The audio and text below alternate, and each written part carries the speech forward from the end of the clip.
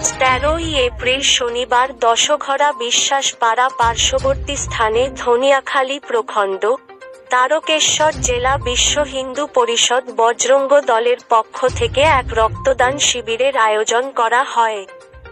এই পর্যন্ত আনুমানিক ৫০ জন রক্তদাতা এই রক্তদান শিবিরে রক্ত দান করেন।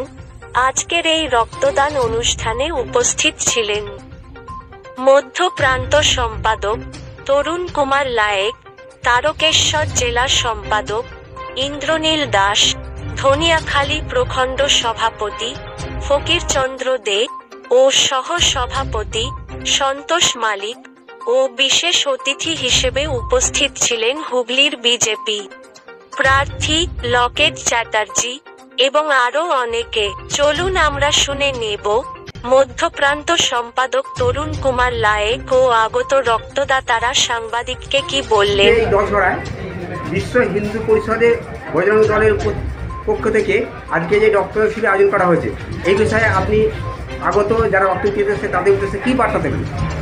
আগত অতিথিদেরকে আমরা প্রথমেই সম্মান জানিয়েছি, প্রণাম জানিয়েছি। তারা এই যে আমরা সেবা কাজের মাধ্যমে আমরা যে রক্তদান শিবির করছি, সেই শিবিরে তারা স্বতঃস্ফূর্তভাবে এসে সহযোগিতা করছেন আমাদেরকে এবং সমাজের মানুষের আর্তপীড়িতদের সেবায় তারা নিজেদেরকে নিয়োজিত করছেন এবং নিজের দেহে রক্ত দিয়ে আর সেবার যে মনোভাব, সেই মনোভাব তৈরি করছেন।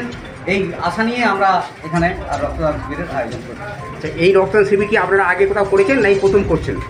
অনেকবার হয়েছে। বিশ্ব হিন্দু পরিষদের যে সেবা বিভাগ আছে, সেবা বিভাগ বহু স্থানে আর আমাদের মধ্যবঙ্গ প্রান্তে বিভিন্ন স্থানে আর এই রক্তদান শিবিরের আয়োজন করা হয়েছে। আপনার নাম? আমার নাম তরুণ কুমার লায়েক, বাড়ি বাঁকুড়া জেলা।